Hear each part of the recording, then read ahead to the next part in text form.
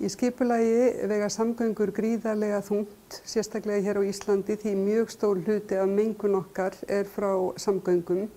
Einkabíllinn kemur þar verulega sterkt til skjalanna og það sem einna mikilvægast að styrkja almenningssamgöngur með því að gefa almenningsvögnum forgang. Því tímafaktorinn skiptir gríðarlegu máli varðandi val á ferðamáta. Það eru sem sé nokkrir þættir sem við höfum sem eru eiginlega lyklar að auknum samgöngum aukinni sjálfbærni í samgöngum.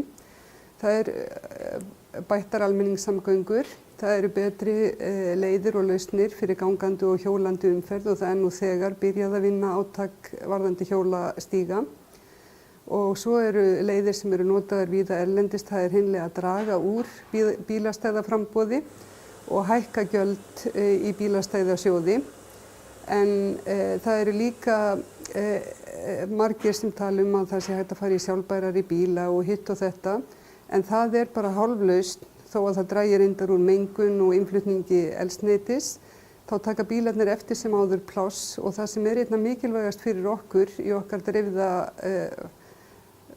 borgarsvæðið okkar sérstaklega dreift.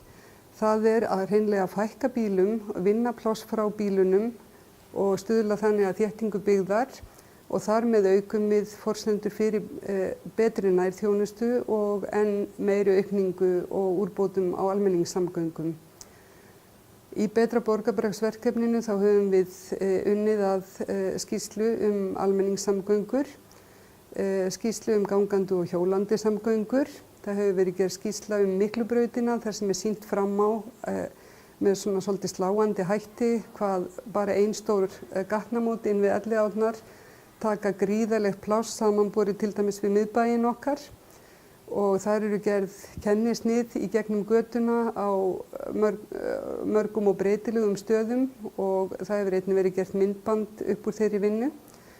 Og það hafa verið skoðuð 3 hverfi til samanburðar, það Gamli Austurbærinn, Háaleitiskverfið og Breiðholt 3 og þar rýnt í ýmsa þætti í hverfunum og sú greiningavinna svo notuð til þess að meta hvort viðkomandi hverfi geta staðið undir því að verða sjálfbærar einingar og að hve miklu leyti.